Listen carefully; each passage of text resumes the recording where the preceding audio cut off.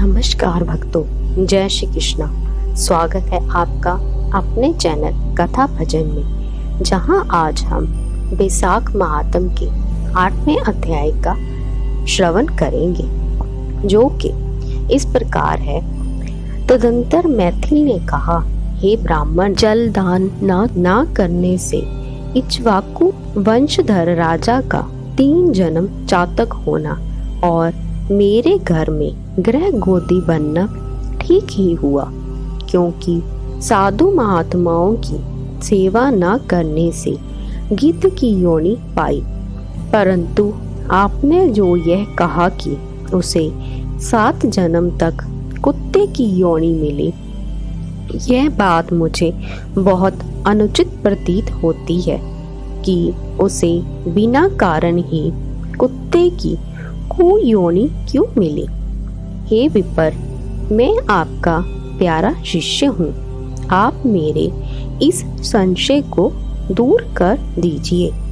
राजा के प्रश्नों को सुन महायशस्वी श्रुतदेव धन्य धन्य कहकर कहने लगे, हे राजन, हे पाप रहित, जो तुमने पूछा है मैं उसका समाधान कहता हूँ। यही बात कैलाश के शिखर पर शिवजी जी ने पार्वती जी से कही थी।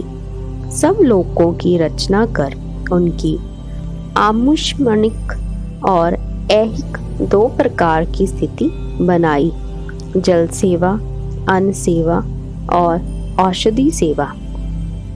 हे महाभागे, यह तीनों ऐहिक स्थिति के हेतु हैं। साधु सेवा, विष्णु सेवा और धर्म सेवा, ये तीनों परलोक की स्थिति के हेतु हैं।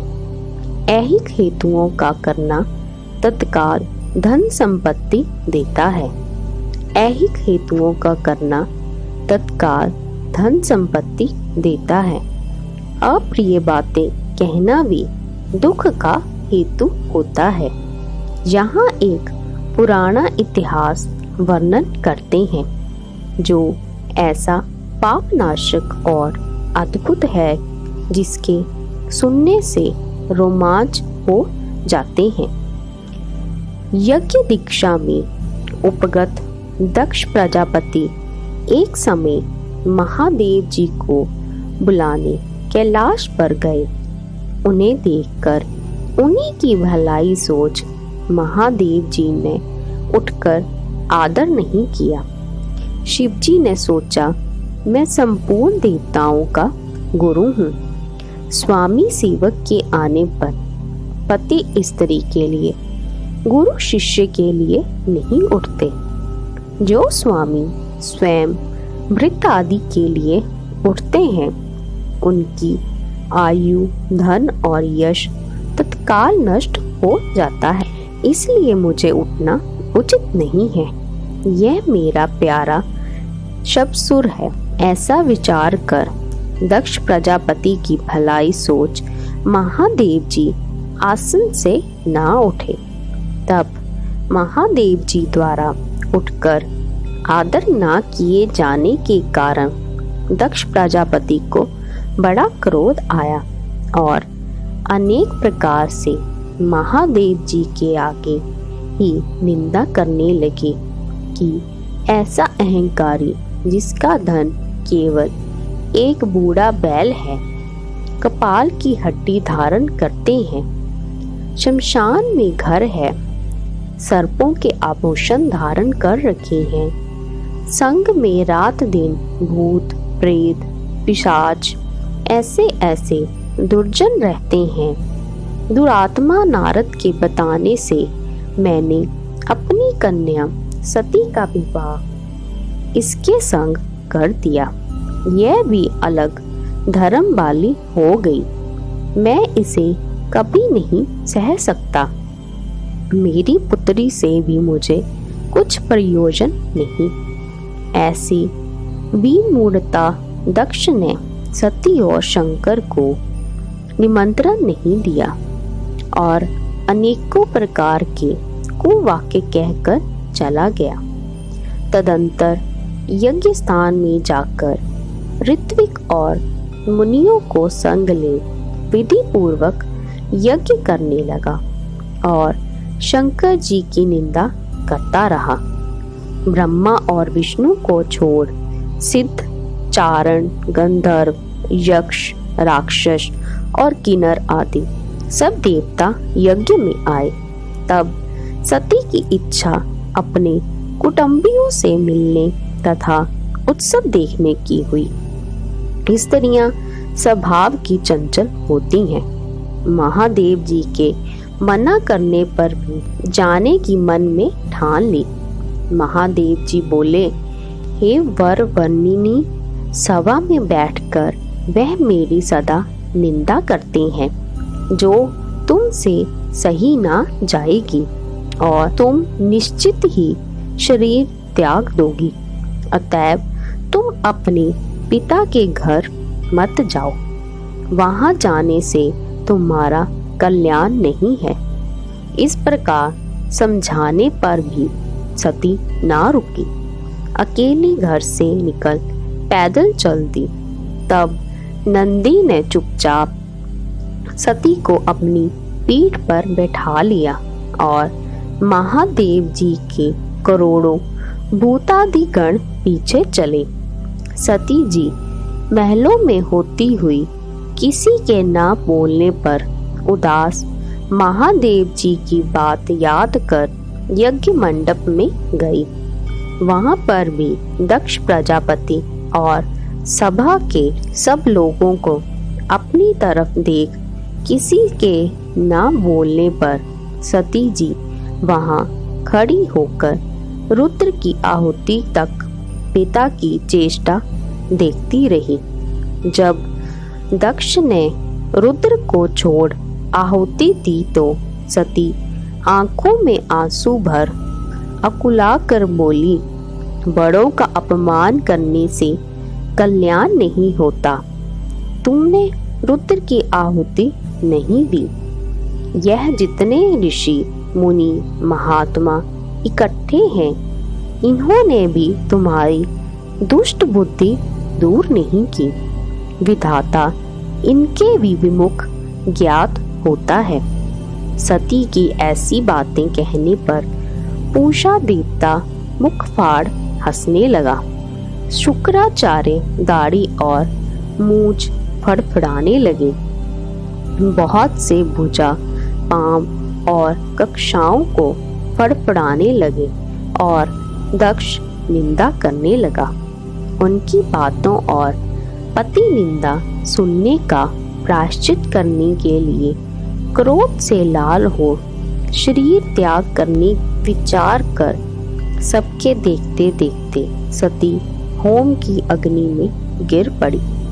सती के गिरते ही बड़ा हाहाकार मच गया। महादेव जी के गण भागकर शिव जी के पास पहुंचे और सब कथा कह सुनाई। शिव जी ने यह सुनते ही उठकर कालांतक के समान क्रोध से एक जटा उखाड़ पृथ्वी पर दे मारी, जिससे बड़ा बलवान महाकाय वीरभद्र उत्पन्न हुआ। उसके सहस्त्र भुजा थी और रूप जमराज के समान था। वह महादेव जी के सम्मुख हाथ जोड़ कहने लगा, क्या आज्ञा है?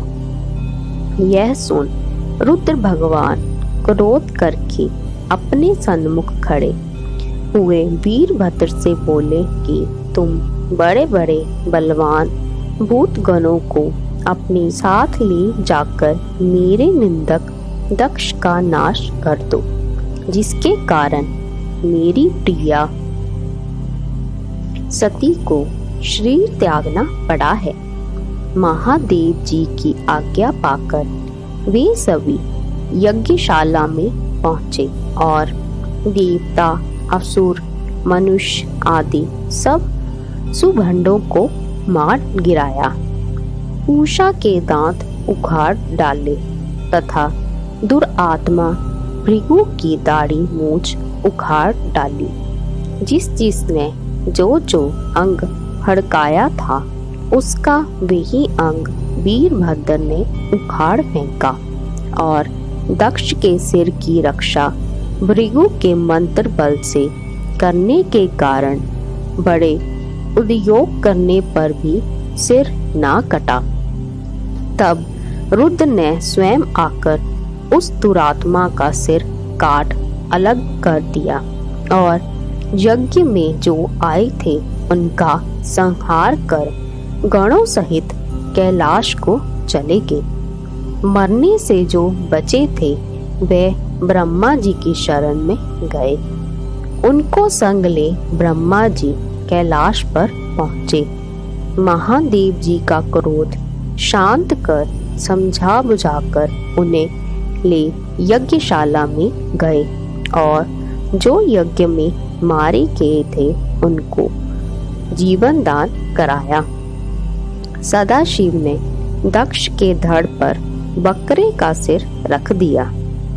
उसी ने उनकी प्रसन्नता के लिए वां वां किया जाता है। बकरे की दाढ़ी भृगु जी के मुख पर लगा दी। पूषा के जहां तहां अंग लगाकर सबके सिर जोड़ और सबका कल्याण कर दिया। दक्ष का यज्ञ पूरा कराकर देवता अपने अपने स्थानों को गए और शिवजी नैष्ठिक ब्रह्मचार्य व्रत धारण कर गंगा तट पर पुनाग वृक्ष के नीचे तप करने लगे।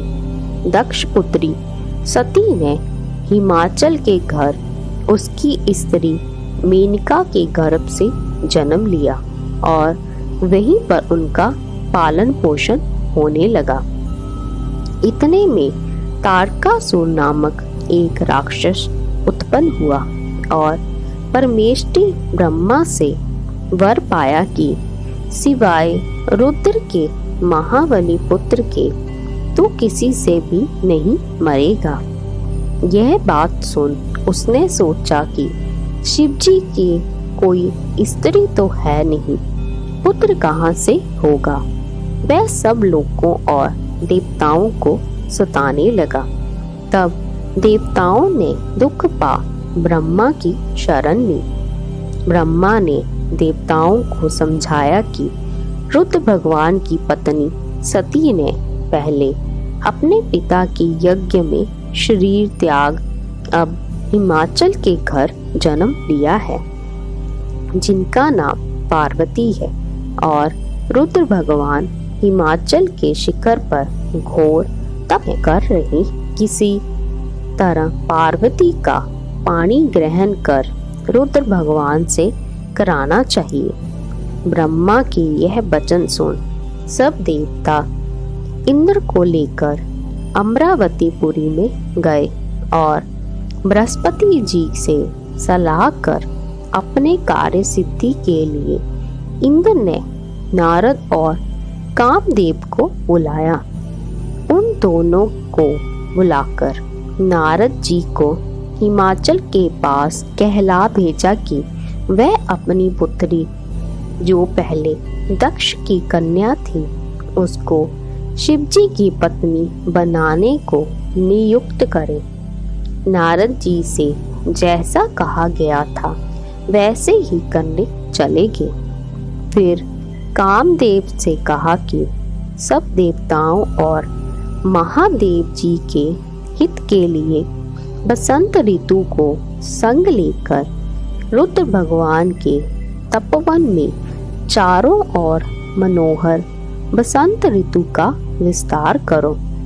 वहां पार्वती जी महादेव जी के पास पहुंच जाएं।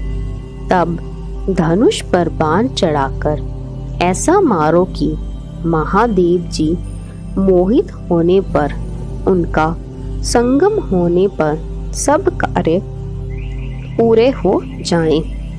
कामदेव ने जो आज्ञा कहकर बसंत ऋतु अपनी स्त्री रति और अनुचरों को संग ले उस और शीघ्र जा अपनी शक्ति से असमय में बसंत ऋतु उत्पन्न कर दी, जिससे चारों ओर वन में शीतल मंद सुगंधित वायु चलने लगी। देवांत उसी समय महादेव जी भी पार्वती की सेवा से प्रसन्न हो उन्हें गोदी में बिठाकर कुछ कहने लगे। तब कामदेव ने प्राण प्रिया के संगम का उचित समय जान महादेव जी के पीछे वृक्ष की ओर से एक बाण छोड़ दिया, जिससे महादेव जी ने मन चंचल होने से चित्त में व्याकुल हो इधर उधर देखा तो कामदेव दिखाई पड़ा। क्रोध से अपने मस्तक के तीसरे नेत्र को खोलकर पार्वती को दूर करके ऐसी तीक्ष्ण अग्नि प्रकट की कि सब संसार भयभीत हो गया और उस अग्नि से धनुष बाण सहित कामदेव भस्म हो गया। देवता अपने कार्य की सिद्धि समझकर तथा बसंत और रति भयभीत हो भाग गए। पार्वती डर के मारे आंखें बंद कर दूर हट गई और महादेव जी भी अंतर ध्यान हो गए। हित की इच्छा करने वाले देवताओं को कुछ भी फल की सिद्धि नहीं हुई, उल्टा अनर्थ हुआ। जो कोई साधुओं के संग दुष्टता करते हैं उनका कहना ही क्या है। इसी प्रकार साधुओं की सेवा ना करने से इक्ष्वाकु के पुत्र ने दुख भोगा और अनेक बुरी योनियों में जन्म लिया। जो रात दिन इस पुण्य चरित्र रूपी पुराने इतिहास को सुनते हैं वे जन्म, मृत्यु, बुढ़ापा आदि से निसंदेह छूट जाते हैं। इस प्रकार बैसाख महात्म के 8वें अध्याय की कथा समाप्त होती है। जय शिव शंकर, जय भोलेनाथ।